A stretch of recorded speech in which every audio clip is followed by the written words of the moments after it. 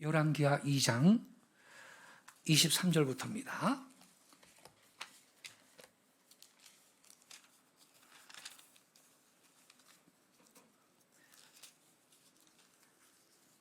(2 장) 23절부터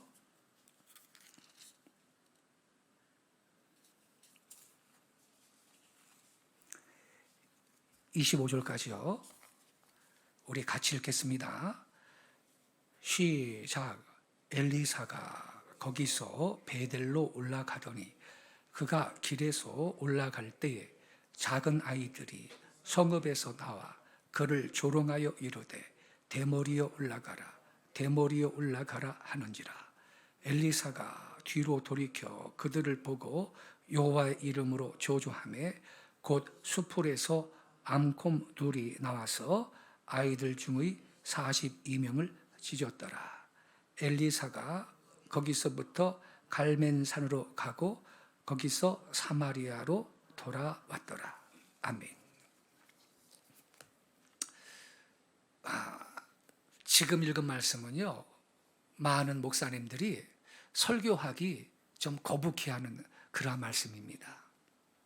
어떻게 엘리사가 말이야, 자기를 조롱했다고 조주해가지고 어린아이들, 그 철없는 애들을 42명이나 앙콩한테 찢겨 죽이게 만들었느냐, 이러한 생각을 보통 하니까 이 목사님들이 이 본문 말씀은 좀 설교하기를 꺼리는 그러한 말씀입니다. 그래서 보통은 설교를 하실 때 본문의 내용을 약간 각색을 하기도 합니다.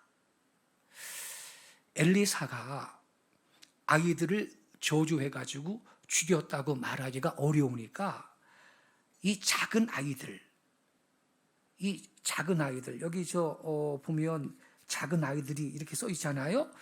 이 작은 아이들, 이 부분을 젊은 청년들 이렇게 살짝 고쳐서 설명을 하기도 하는 것입니다. 뭐 원문의 뜻이 그렇다나 그러면서 또 한 가지는 베델에는 여로보암 때 만들었던 금송아지가 있기 때문에 이 우상 숭배의 본거지였고 이 베델이, 그래서 이 아이들은 또는 젊은 청년들은 우상을 숭배하는 사람들이었을 것이다. 이렇게 설명을 하면서 은근히 우상을 숭배했던 인간들이니까 이렇게 저주를 받아가지고 죽임을 당한 거 아니겠느냐라는 암시를 살짝 주기도 하는 것입니다. 왜냐하면 이렇게 해야 어떻게 자기 조롱했다고 조조해가지고 철없는 애들을 그래 42명이나 죽게 만들었느냐, 이걸 좀 변명을 이렇게 좀 하고자 하는 의도가 좀 있는 거죠. 여러분, 그래서 우리는 이 저주가 나오기까지의 과정을 면밀히 검토를 좀 해야 되겠습니다. 우선 여러분, 엘리야가 하늘로 승천을 할 때가 되었을 때 이 엘리야의 제자가 엘리사 아닙니까? 엘리야와 엘리사는요, 길갈에서 베델로, 베델에서 여리고로, 여리고에서 요단으로 이렇게 이동을 합니다. 엘리야는 요단에서 하늘로 승천을 했고요. 엘리야가 승천하기 직전에 엘리사는 나한테도 엘리야와 같은 능력, 갑절의 능력이 주어지기를 원합니다. 그렇게 간구를 했죠. 엘리야가 하늘로 승천한 다음에 엘리사는 엘리야의 겉옷을 들고, 이건 능력을 상징하는 거예요. 자기 스승 엘리사의 겉옷, 겉옷을 들고 이 엘리야가 요단에서 행했던 기적, 물을 갈라지게 하는 기적을 행합니다. 자기 스승처럼 겉옷을 들고. 다음으로는 여리고로 와서 농업 용서로는 쓸 수 없는 아주 쓴 물을 가지고 쓸 수 있는 용수로 이 물을 고치는 기적을 행합니다.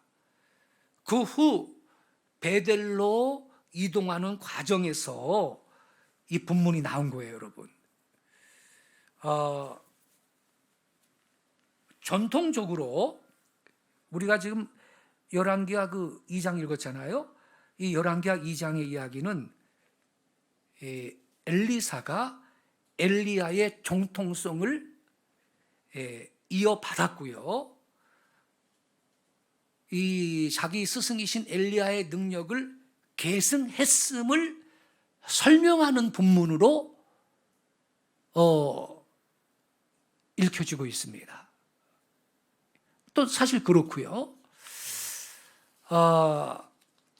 그래서 여러분, 엘리사는요, 이 스승인 엘리야와 동일한 이적을 행할 수가 있었고, 그래서 심지어 엘리야와 같은 저주를 행할 수도 있었다. 이거를 지금 이 열왕기하 2장이 지금 설명하는 거예요.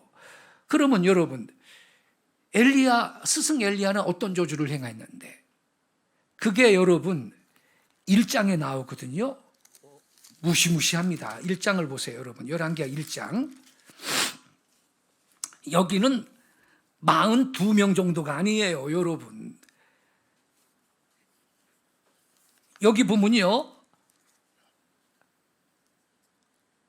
아하시야가 보낸 병사들이 있는데 엘리야가 저주를 해가지고 죽게 만든 그 말씀이 기록이 되어 있거든요. 자, 보세요, 여러분. 1장 1절부터 제가 읽어 나갈게요. 아합이 죽은 후에 모압이 이스라엘을 배반하였더라. 아하시야가 사마리아에 있는 그의 다람 난간에서 떨어져 병들매 사자를 보내며 그들에게 이르되 가서 에그론의 신 바알 세봅에게 이 병이 낫겠나 물어보라 하니라.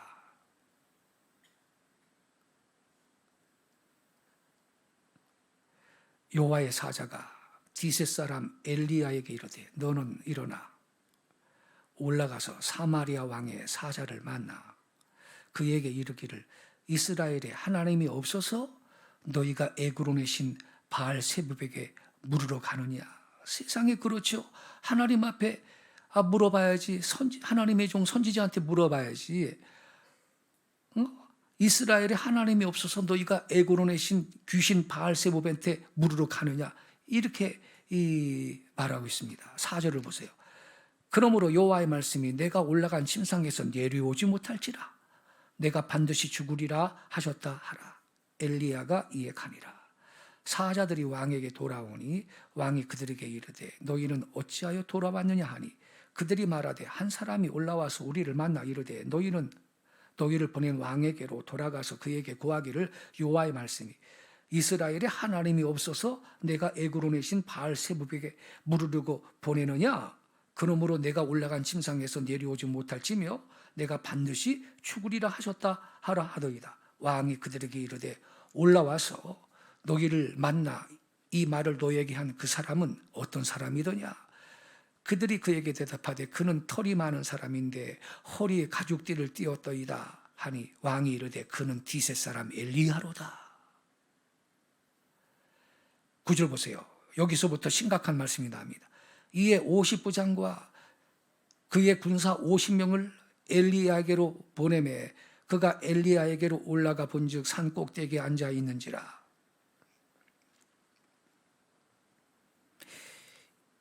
성경을 보면요, 산 꼭대기라는 게 여러분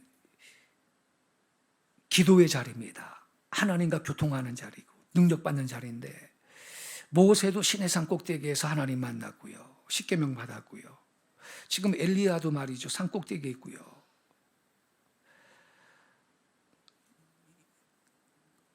바알 제사장 이 사구 영적 전쟁할 때도 갈멜산 꼭대기에서 했고요.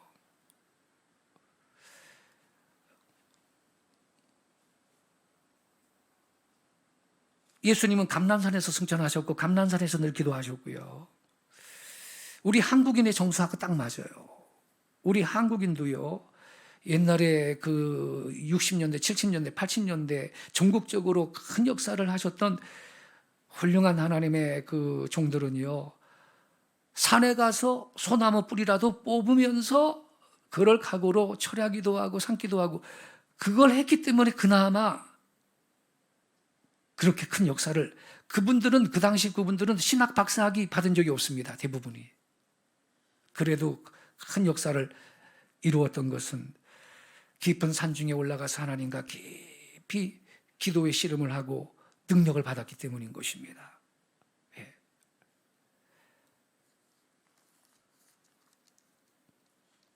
저도요, 요만큼이나 사역하는 곳, 고등학교 학생 때부터 이 산기도의 훈련을 제가 했거든요. 그 당시 제가 섬기는 교회 담임 목사님이 산기도 파라. 그분 따라다니면서 깊은 산에 가서 산에서 철야하면서 기도를 많이 했습니다. 지금 엘리야가 산 꼭대기에 앉아 있는데 계속 읽을게요. 그가 엘리야에게 이르되 하나님의 사람이요 왕의 말씀이 내려오라 하셨나이다. 엘리야가 50부장에게 대답하여 이르되 내가 만일 하나님의 사람이면 불이 하늘에서 내려와 너와 너의 50명을 살을지로다 하며 불이 곧 하늘에서 내려와 그와 그의 군사 50명을 살랐더라. 지금이요, 하나님의 사람이요 왕의 말씀이 내려오라 하셨나이다. 아니 하나님의 사람이면 왜 하나님의 사람이면 처음부터 엘리야한테 가가지고 질문을 할 일이지 왜 그래 바알세붑이라는 이방 귀신한테 가서 물어보고 그런 일을 했느냐 이 말이에요. 이거는 립 서비스에 불과한 말이죠. 엘리야가 그걸 모르겠어요? 내가 하나님의 사람이면 하늘에서 불이 내려와가지고 너 50명을 살을지로다. 그러니까 불이 내려와가지고 50명을 다 태워 죽여버렸어요. 11절을 보세요. 왕이 다시 다른 50부장과 그의 군사 50명을 엘리야에게로 보내니 그가 엘리야에게 말하여 이르되 하나님의 사람이여 왕의 말씀이 속히 내려오라 하셨나이다 하니 엘리야가 그들에게 대답하여 이르되 내가 만일 하나님의 사람이면 불이 하늘에서 내려와 너와 너의 50명을 살을지로다 하며 하나님의 불이 곧 하늘에서 내려와 그와 그의 군사 50명을 살라더라. 13절 왕이 세 번째 50부장과 그의 군사 50명을 보낸지라 셋째 50부장이 올라가서 엘리야 앞에 이르러 그의 무릎을 꿇어 엎드려 간구하여 이르되 하나님의 사람이 오라건대 나의 생명과 당신의 종인 이 50명의 생명을 당신이 귀히 보소서. 제발 살려달라는 거죠. 이번에는 불이 하늘에서 내려와 전번에 50부장 둘과 그의 군사 50명을 살랐거니와 나의 생명을 당신은 귀히 보소서 하며 여호와의 사자가 엘리야에게 이르되 너는 그를 두려워하지 말고 함께 내려가라 하신지라. 엘리야가 곧 일어나 그와 함께 내려와 왕에게 이르러 말하되 여호와의 말씀이 내가 사자를 보내 에그론의 귀신이죠 신 바알세붑에게 물으려 하니 이스라엘에 그의 말을 물을 만한 하나님이 안 계심이냐. 그러므로 내가 그 올라간 침상에서 내려오지 못할지라 내가 반드시 죽으리라 하셨다 하니라. 왕이 엘리야가 전한 여호와의 말씀대로 죽고 그가 아들이 없으므로 여호람이 그를 대신하여 왕이 되니 유다 왕 여호사밧의 아들 여호람의 둘째 해였더라. 그러니까 여러분 아무튼요 이 아하시야는요 자기가 스스로 명을 끝내기를 자초하는 일을 하는 거예요 지금. 에? 얼마나 하나님을 모욕하는 겁니까? 하나님이 이스라엘에 하나님이 계신데 이방 귀신한테 뭘 물어보고. 어쨌든요 여기 보세요. 엘리야는요 이 아하시야가 보낸 병사들을 저주해서 죽게 만들어. 근데 여러분 엘리사는 엘리야의 후계자고 엘리야의 능력에 갑절의 능력을 받은 자예요. 그것을 가르쳐주는 것이 열왕기하 그 다음에 2장 말씀이거든요. 그러니까 엘리사는 이번에는 저주를 하는데 그 저주가 그대로 실현이 되죠. 대머리에 올라가라, 대머리에 올라가라. 아이들이 그러는데 조종하니까 앙콤이 나와가지고 다 찢어버렸어요. 그 애들을. 그래서 여러분, 우리는 분명히 전체적인 이 맥락 속에서 엘리사한테 자기 스승 엘리야처럼 기적과 저주를 행할 수 있는 능력이 주어졌다. 이것을 이 열왕기하 2장은 우리한테 지금 교훈하고 있는 거예요. 이거는 의문의 여지가 없습니다. 학자들이 다 그렇게 말을 하고 있고요. 그런데 그렇다고 칩시다. 그래도 애를 42명이나 죽게 만들어? 요즘 시대의 감성으로는 이게 좀 꺼려지거든요. 아무리 엘리야의 능력, 더 큰 능력이 주어졌다 해도 아이들을 향해서 저주를 내리고 42명을 곰한테 찢겨 죽게 만드냐? 좀 이 현대인의 감성이 이걸 좀 거부감을 가질 수가 있죠. 그래서 이 본문의 내용을 우리는 더 깊이 고찰을 할 이유가 있는 거예요. 우선 여기 작은 아이들이 말이죠. 엘리사를 향해서 조롱하면서 외쳤죠? 뭐라 그랬어요? 대머리에 올라가라, 대머리에 올라가라 그랬거든요.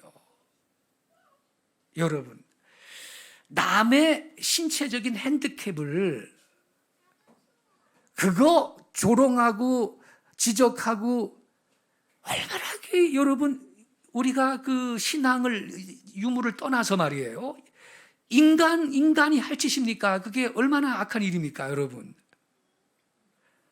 근데 이 본문의 경우는요, 그렇게 단순한 그 조롱이 아니었다. 이게 문제인 거예요. 여러분, 앞에 제가 잠깐 언급했지만 여기 작은 아이들 그랬거든요, 본문에. 이 아이들이라는 이 히브리어가 이게 나르라는 이 말인데,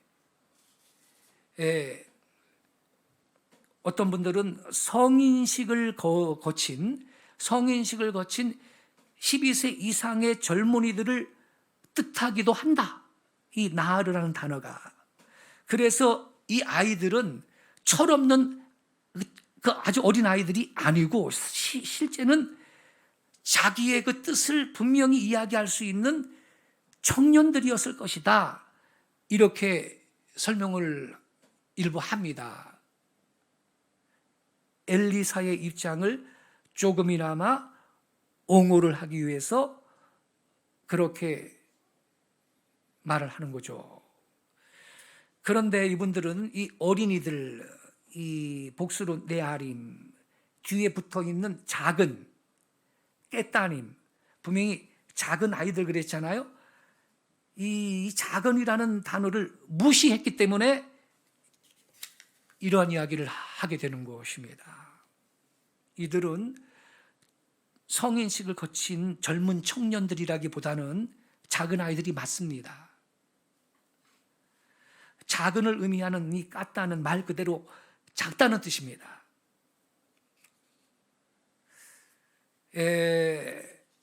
그리고요, 백보를 양보해서 성인식을 거쳤다고 해서 철이 다 들었느냐? 그렇지도 않습니다. 그래서 이러한 설명은 무리가 있다는 거죠. 이 어린 아이들이 엘리사를 향해서 외친 말이 두 가지죠. 하나는 대머리고 다른 하나는 올라가라인데, 이 세모적 성경이나 공동번역 성경은요, 올라가라, 대머리에 올라가라, 이거를 꺼져라 이렇게 번역해놨어요. 꺼져라. 그래서 이 엘리사를 향한 이 모욕의 정도를 좀 더 자극적으로 심화시켜서 번역을 했어요. 근데 여러분, 사실은 올라가라 이렇게 번역을 해야 이게 더 큰 모욕이 될 수 있는 거예요. 왜냐하면 엘리사는 자기의 스승인 엘리야가 하늘로 올라간 걸 보고 왔다고. 여리고에서 이걸 지켜본 제자들은 엘리야의 시신을 찾았어요. 그렇지만 찾지 못했어요. 하늘로 승천을 해버렸는데, 그래서 이들은 엘리야가 하늘로 올라갔음을 이제 굳게 확신을 하게 되죠. 하지만 이들의 확신은요, 다른 사람들한테, 일부 다른 사람들한테는 조롱거리로 여겨졌던 것입니다. 그래서 아이들이 소리를 치고 있는 겁니다. 너도 내 스승처럼 올라가 봐. 이렇게 말하고 있는 겁니다. 이해되십니까? 십자가에 높이 달려 고통 가운데 있는 예수님, 밑에서 쳐다보는 사람들이 네가 만일 하나님의 아들이면 내려와봐, 너를 구원해봐, 이러면서 조롱했죠. 그것과 유사한 장면인 것입니다. 엘리야가 분노했던 첫 번째 이유가 여기에 있는 거예요. 자신에 대한 모욕이 아니었어요. 자신에 대한 모욕이 아니라 자신의 스승인 엘리야와 그 스승을 하늘로 올리우신 하나님에 대한 모욕이었던 거예요. 너도 네 스스로 하늘로 올라가 봐. 이렇게 조롱하고 있는 거예요. 이건 영적인 겁니다. 단지 무슨 한 사람이 신체적인 무슨 핸디캡을 조롱하는 이게 이 수준이 아니었다 이 말입니다. 그 수준이면 저주도 안 했을 거예요. 그 정도 가지고 저주했겠어요?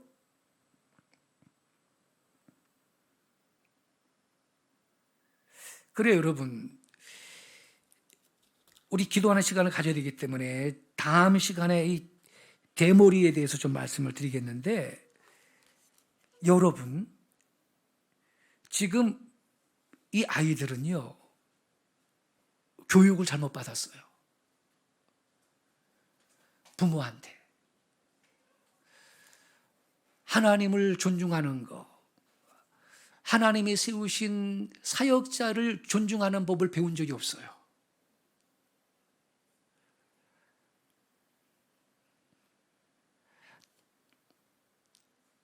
이것은 하나님에 대한 모욕이 되는 거고, 자기 스승인 엘리야에 대한 조롱이 함께 지금 엮여 있는 거예요.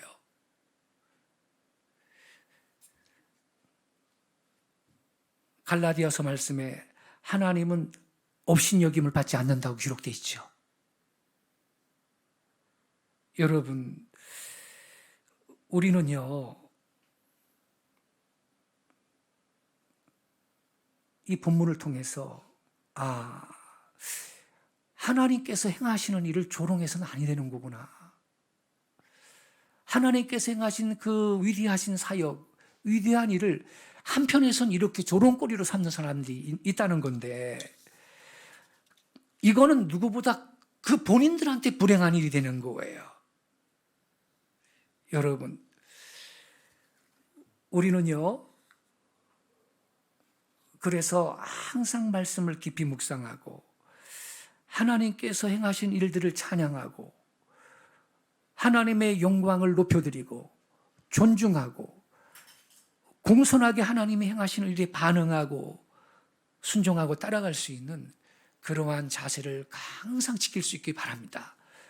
우리 후손들한테도 그렇게 가르쳐야 되고, 그럴 때 천대까지 하나님의 복이 십계명의 말씀대로, 이계명에 있는 말씀대로 우리에게, 우리 후손에게 임하게 될 줄로 믿습니다. 기도하겠습니다.